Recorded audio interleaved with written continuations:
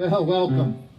Yeah, again, two people from St. Mary's. You've ever heard of two people from any town in Canada, or city even, from the same town or city going to both the Scotties and the Briar? I'm sure it's happened somewhere before, but probably not representing Nunavut. No.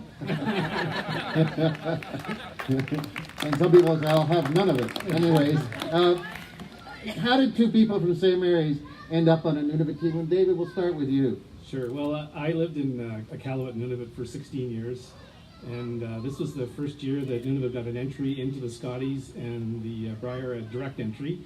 And I got a call from some old friends to come back up to try and qualify to go to the Briar, and lucky enough to win. Okay, fantastic. Now, Amy, your story is a bit different. My story is quite different, absolutely. Tell us about it. Quite frankly, I'm not sure if it was Dave or Carla's idea, but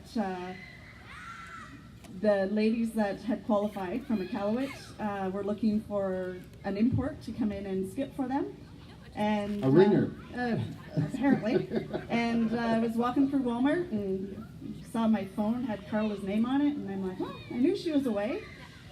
And well, this is serious. I better call her back. So I called her back, and she's like, hey, how's it going? Do you want to play at the Scotties? Like, sure. And so was your initial reaction? Basically shocked? Absolute shock, yeah. And we had a trip to Disney planned, so I'm like, well, when is it? I'm not sure if I can make it work. And so it took a little bit of time to figure out if it was going to work or not. So both of you were on television. Have you ever been to the Nationals before? I haven't been to the Briar, but I represented Northern Ontario at the Canadian Juniors some time ago. Some time ago. Okay, we won't say how long ago. And so you're on television. Did that affect your curling at all? Were you nervous? No. The one thing that I noticed at the Scotties was that was one of the big things that scared me was all the TVs and the camera guys. And quite frankly, you never knew that they were taking your picture or filming you. There was lots of times I'd go after the game and I'd look at Facebook and I'd be like, oh, really? Like, that was on TV? They were fantastic. It was quite easy. There was hardly any times that you really felt them in your face. So it sort of prepared you for the Front Porch show, which is going international. Absolutely. Okay, yeah. Great. What about you, David? Well, I had a bit of a faux pas the first day on television. So they mic every skip that's on the ice, although you're not the TV game. They show highlights, and they were showing a highlight of one of my shots that was coming around the guard and just touched it. And I happened to swear on national TV, and of course my Facebook and Twitter lit up. As you're not allowed to do that. Yeah, okay. What was your most memorable moment of the week? For me, it was simple. We had the ladies' team had very simple goals, and when we scored our first point, and you knew the fans were cheering for you. But when we scored that first point, it was a draw against 5. We had to hit the 4-foot, and the entire arena erupted. I just get chills thinking about it. It was pretty cool. Well, I think a lot of St. Mary's people were following you too, because were you aware of how much the town was following you back here? I knew it, and I tried. One of the things in the guide they had said was to stay off of social media. Yeah. It was a little overwhelming, so I would sneak on and check in to see what everyone was doing, but it was pretty intense. I knew it was big. Yeah, good. What about you?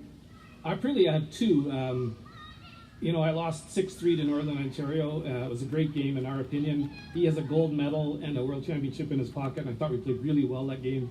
And the other one was we were obligated to do an interview session or an autograph session.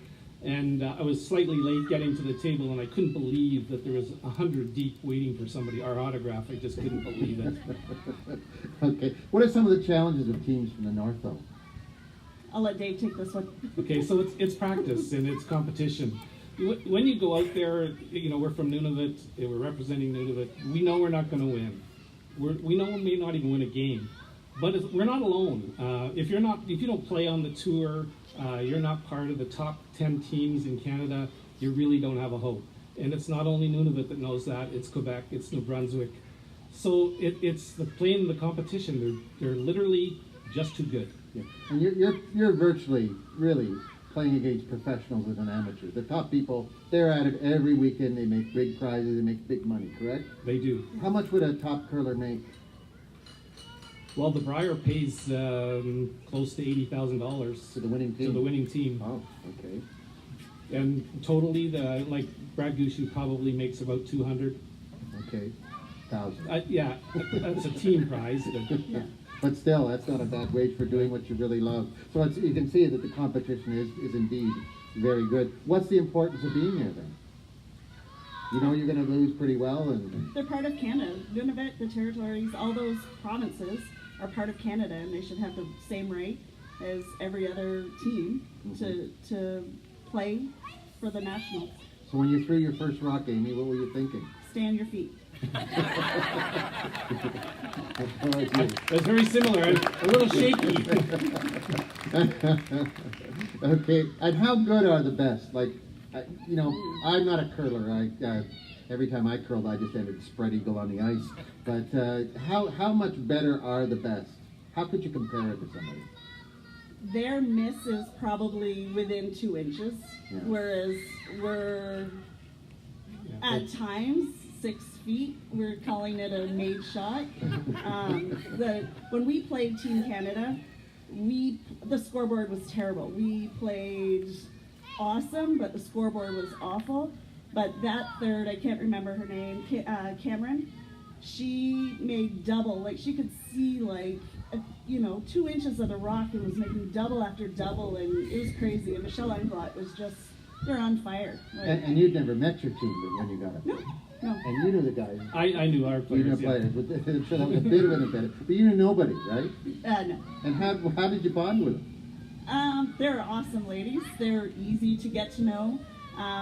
They told me they were coming in when they were going to get to the hotel, so I sat in the lounge and I went down and gave them a hug, and then we had to go do team shots. So we were right into the fire pretty quick. So what's the takeaway from both of you being here for St. Mary's and area? Curling's a fantastic sport. Absolutely anybody can play. I see one of our members up there, he plays with a stick. We got some young curlers as young as Kenzie can curl. Anyone of any ability, and I'm fortunate that I've been able to play so many competitions that I can go across Ontario and probably know somebody in a different city, and the friendships and the friendship that you build playing the sport is pretty incredible. I don't know, if you need a winter sport, you can commit 1 night a week, 2 hours of your time, and come out and just get to know people. It's a pretty good sport. And I know the after curl is You is have always to. fun. Yeah, of course. That's why I went curling, for the after curl. We saw in the Olympics the mixed doubles for the first time. Have you two ever thought of doing mixed doubles, or at least going into a tournament Have together? you ever seen Dave or I sweep? Yeah, I'm too old for that mixed double stuff. You got to rub them up and down the ice, chasing that rock. We have a mixed doubles league here in St. Mary's. When mixed doubles started, we put together a league, so we've got a fairly decent league here in St. Mary's. It's definitely a young person's game, but So it's ideal for me. absolutely, yeah. Okay, great. Yeah. Okay. Now, you think you'll be called back to play for Nunavut in the future, either of you? Or? I've been asked to go back to try and qualify. Yeah. I'm not sure I'm going to do it, but going to the Briar was a dream come true, and I may just leave it at that. Okay. Amy, final words? I have to talk to Dave and Carl a little bit. There was some chatter at the end of the year, or at the end of the week, so hopefully we can maybe put it together a little bit again for next year. Okay, thank you for coming in. Appreciate it.